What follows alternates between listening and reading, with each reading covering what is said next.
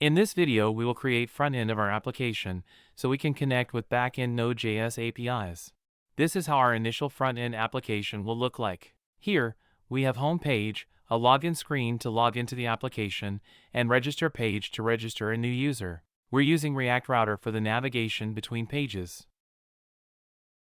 So when I click on register link, we're redirected to /register root. Also by default, we will have a welcome guest message, and once we log in, we will display name of the logged in user. We will be using React.js for building the front end, so let's get started. First, let's move all our backend Node.js code to the new server folder.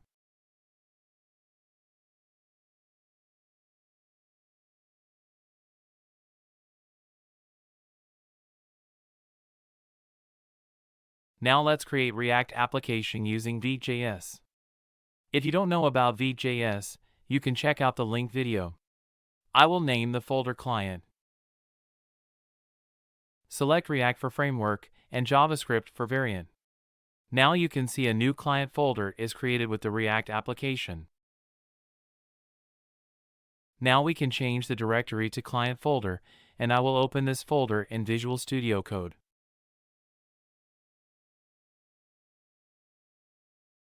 Now we can see only client folder content, which is easy to use. As there is no Node_modules folder, let's install all the packages using yarn command. You can also use npm install command to do the same if you're using npm. It will install all the dependencies and dev dependencies from the package.json file.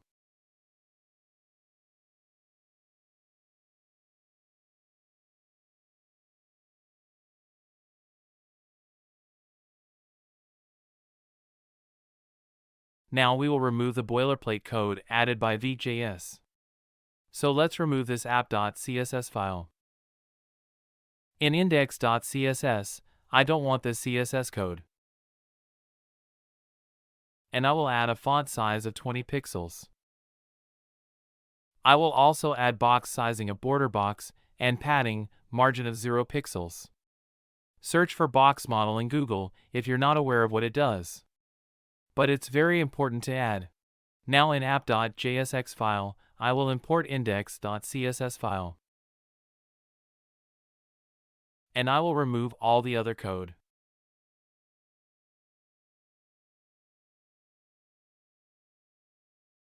And I will just return hello from this component.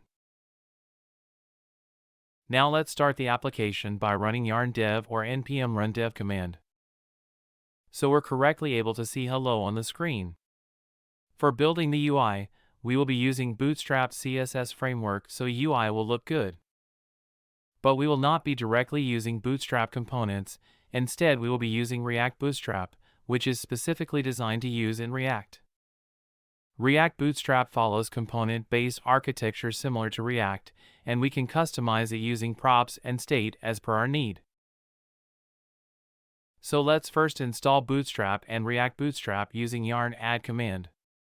You can also use npm install if you want. Bootstrap is needed because it provides base CSS classes like container, btn primary, etc.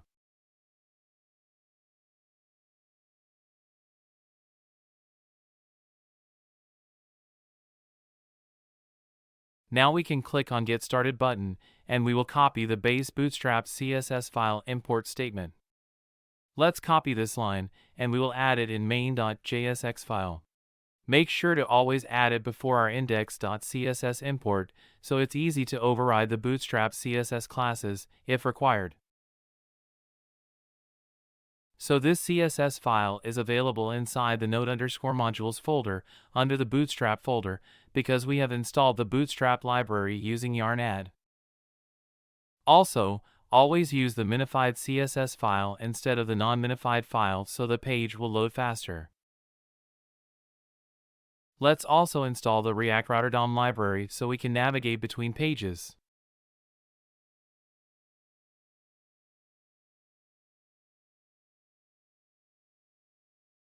Now, let's start the application again. Now in the app.jsx file, we will add different routes for the pages. If you're not aware of how to work with React Router, check out my React Router course link added in the description of this video. Now we will use the routes component inside it. And inside it, we will define the individual routes for different components. So let's say for the /root, which is our home page, we will display the dashboard component.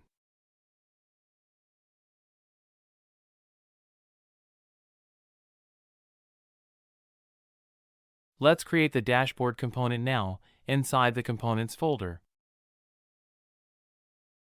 We will create dashboard folder inside it. And let's create dashboard.jsx file inside it.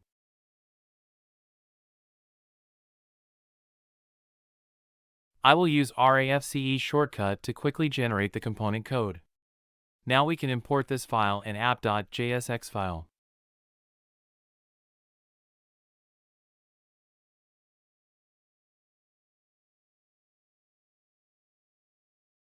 If we check in the browser, you can see that we see the content from dashboard component. Now let's create folders for header, login, and register components.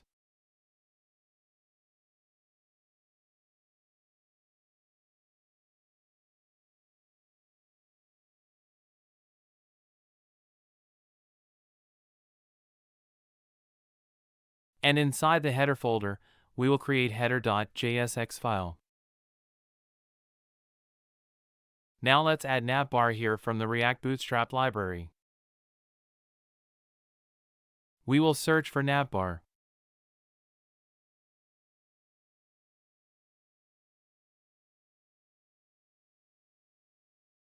Let's see which one fits our need. This is the one we saw in the initial application demo, so we will copy the code for that.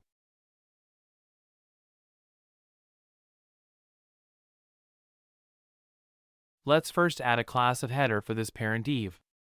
For every component, you should add a unique class so none of the other files CSS will be applied here. Check out this link video to know why it's important to have it. Now we will paste that copy code here.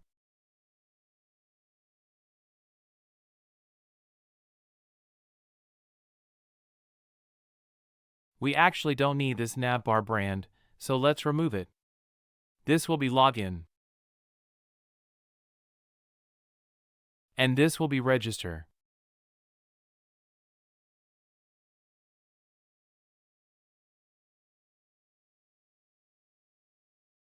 Let's see how it looks. We're not able to see the header because we're not using that file yet. So let's import that file. We want the header to be displayed on every page, so we need to add the header component inside the browser router but outside the routes component.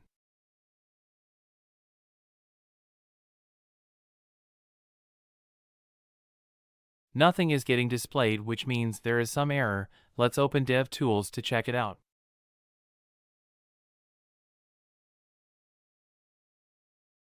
Oh, we forgot to import the react-bootstrap components.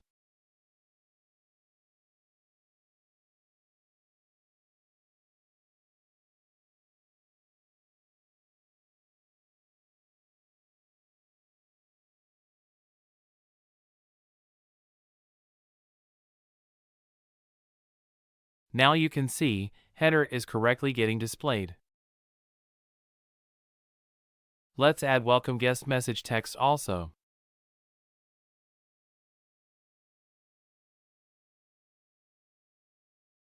The welcome message is displayed on the left side, but we want it to be on the right side. So let's move the first 3 items in one div and the last item in another div.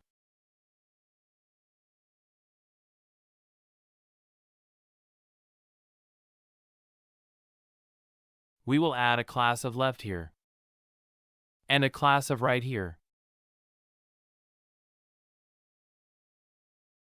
And for the parent of both of these, I will add menu items class.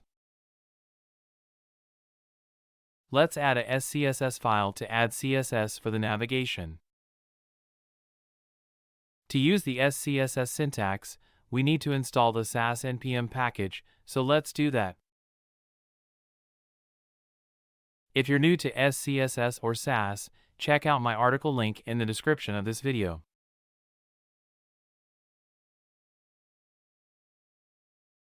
Now we can import this header.scss file in the header.jsx file.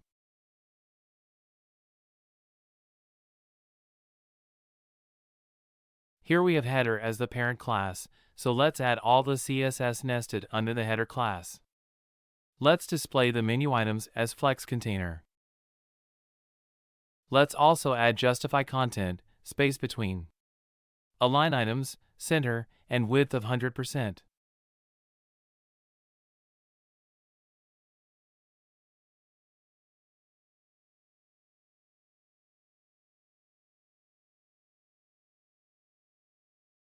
Now you can see, the welcome message is on the right side, and there is space between the left and right side items. Let's also add display flex for left side items, so those will be displayed side by side. Now you can see, the navigation is displayed correctly. Now we want the main content to be in the center and not touching the sidebar. So let's add a div around the main content with the Bootstrap container class for it.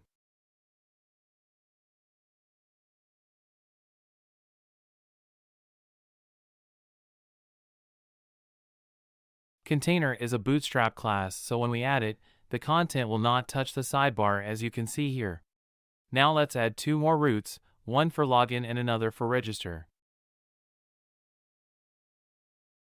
Let's create login.jsx file.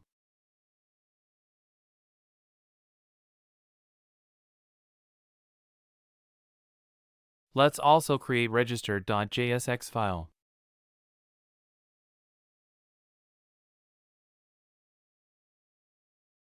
Now let's use these files and routes.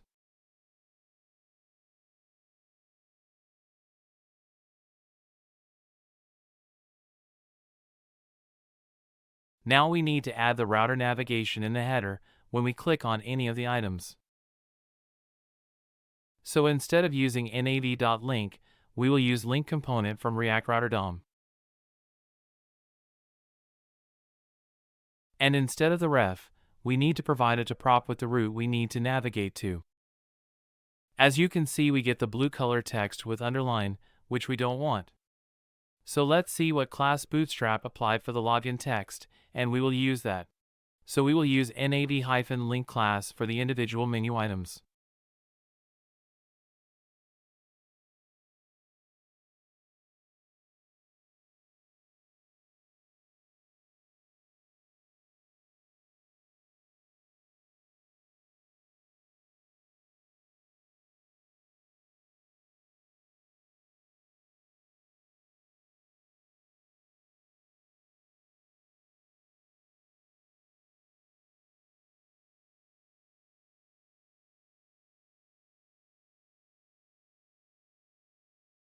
Now you can see all the menu items look similar.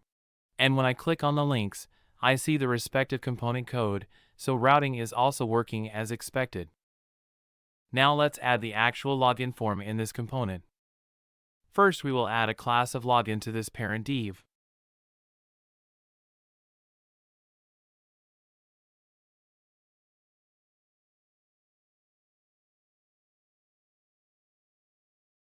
Now let's search for forms in the React Bootstrap docs.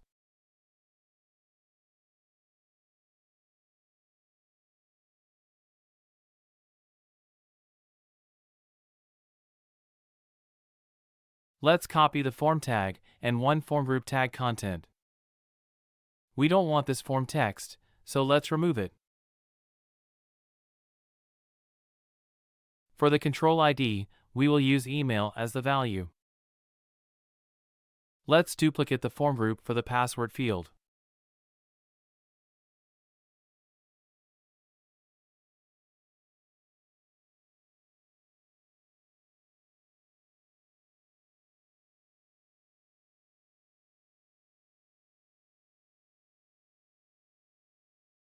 Now let's import the form component. Make sure to import it from React Bootstrap. Now let's add a button so we can submit the form. Let's use this primary button.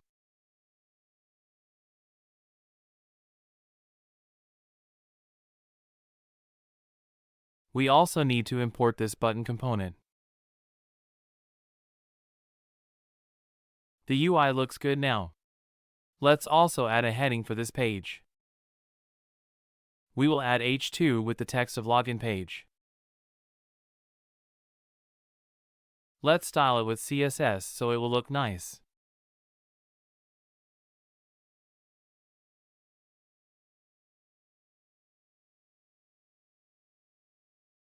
Now instead of directly using h2 for styling, let's add a class for h2. So later if we change h2 to h3, the styling will not be affected.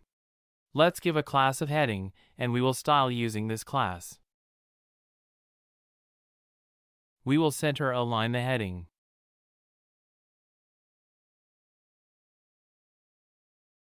We need to import this SCSS file first to see the changes.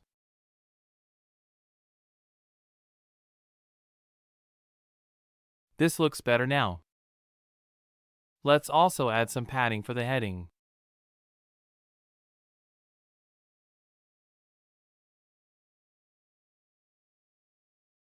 Now the heading is not touching the header.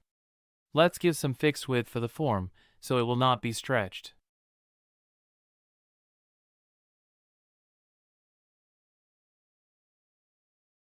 This is looking better now.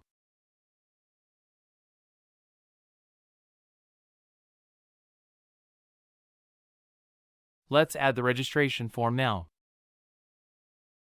The UI will be exactly similar to login, so we will copy-paste the login file contents.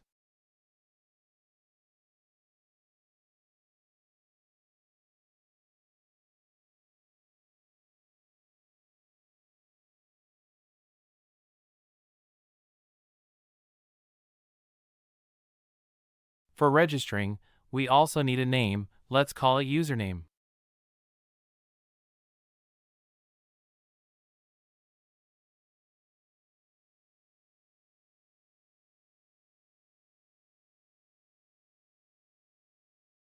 Submit button will have register text now.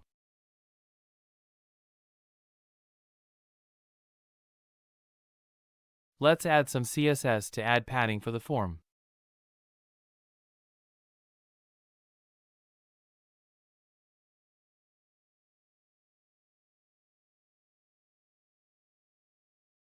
Let's center align the heading. Instead of repeating the heading class here, we will directly add it in index.css file.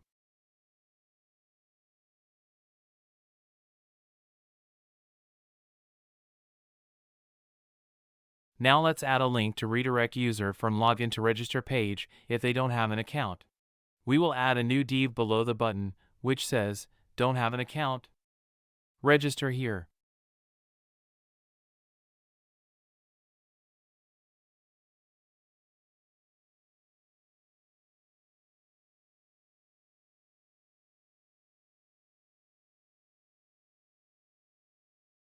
And we will redirect user to the /register route.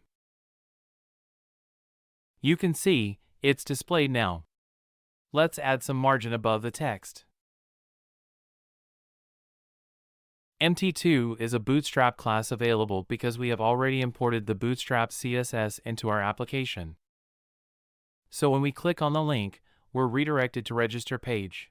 Now let's add a similar link on the register page to redirect to the login page.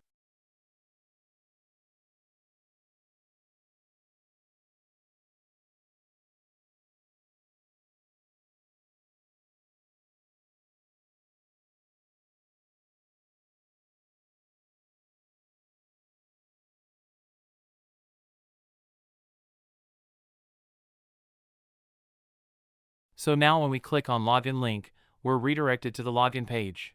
Now we will add code to store the data entered by the user, so we can send it to the backend API. In this register component, we will first declare a state to store the username, email, and password.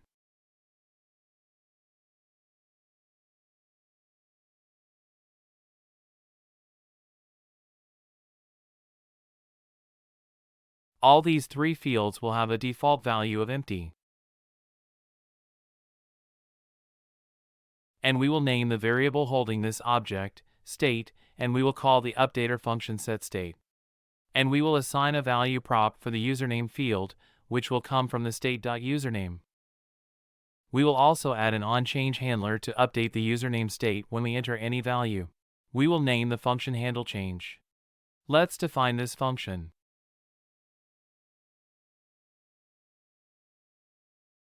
This function will automatically receive an event object.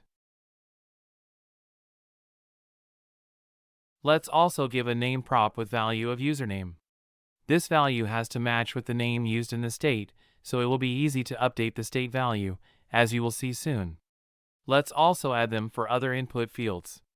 This will be state.email, and the name should match exactly with the state variable name.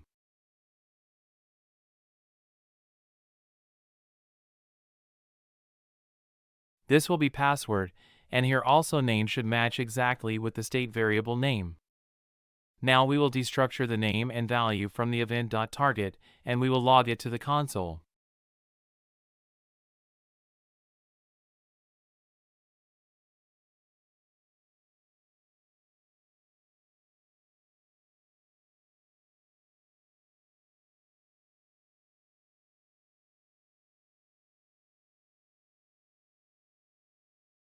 Now let me enter some value for the name.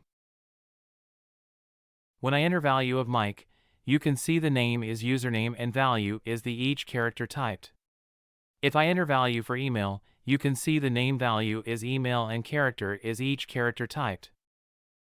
But we're not able to see the type value in the input box because we need to call the setState function to update the individual property values.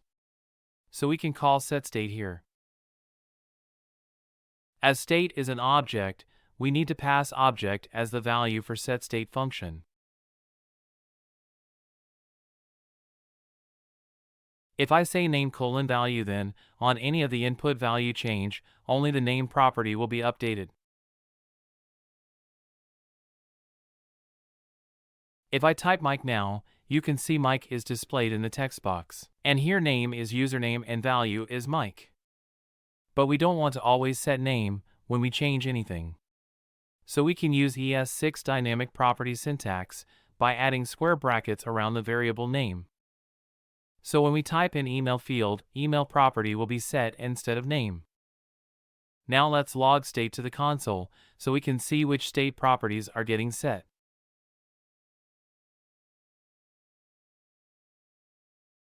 Initially, all the properties are empty.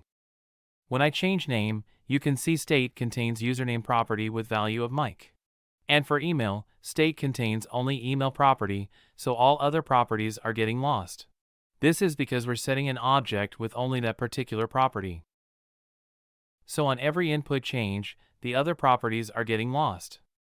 So to avoid that, we need to spread out the previously added properties using ES6 spread operator like this. Now properties with previously entered values will not be lost, and we only update the currently changing property value. Now, if I enter value for name, you can see other property values are blank and only username is getting changed. And if I change email, only email will be updated and username property remains as it is. And if I change password, only password will be updated and other property values remains as it is. So now we're correctly able to store the user entered details. One thing you need to remember is that every time we call setState, the component re-renders. So if you have some child components, let's say child1 and child2, then those will also be re-rendered whenever we type any character in any of the input fields, which will create performance issues in your application. So whenever working with forms, you should use React Hook Form Library, which is a very popular library that uses refs instead of controlled input, and so your components will not re-render for every character typed. I will include link of this article in the description of this video, so you can go through it to better understand it. This is the most popular React form library, and it's also very easy to use. Let's continue now. Let's add an onSubmit handler to the form, so we can submit the form. We will create a handle submit event handler function. It will also automatically receive an event object.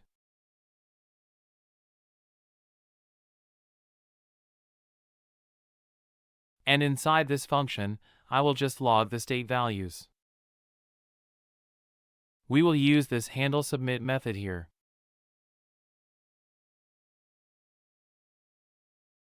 And when I click on this button to submit the form, no console log is getting printed. So even if I have an onSubmit handler and also a button to submit the form, our onSubmit handler is not getting called. Because when we add a button, it's a normal button by default and not a submit button, so we specifically need to add the type of submit, so the form will get submitted. So only if the button type is submit and it's added inside the form will get submitted on click of that button, which is a default HTML form behavior. Now, if I refresh the page and click on the register button, you can see form is submitted and page is getting refreshed, which is default form submission behavior. But we don't want to refresh the page because we will be making API call later to register the user. So to avoid the page refresh, we need to call the event.preventDefault method. So it will stop the default action of form submission and page will not be refreshed. As you can see now, the log is printed and page is also not refreshed. And if I enter the values and submit the form, you will see them displayed in the console.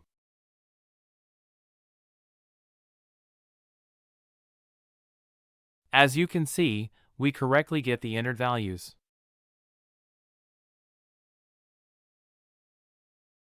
Now we have all the user entered details. In the next video, we will send this information to our Node.js backend API to actually register a user. Now we will add the same code of the registration page to the login page so we can store the data entered by the user. So I will copy-paste the code from the register component. Let's first import useStateHook. We only have email and password in this component, so let's remove the username property from the state.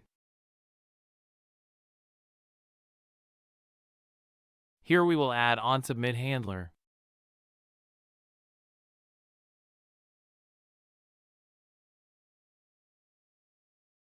Now let's add name, value, and onChange handler prop for each input field.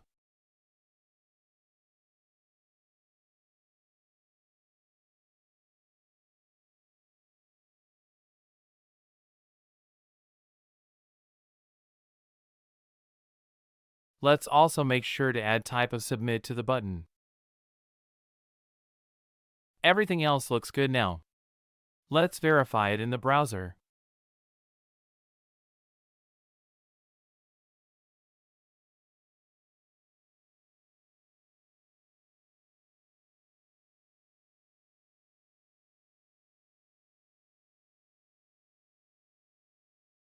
As you can see, the entered details are correctly getting displayed now.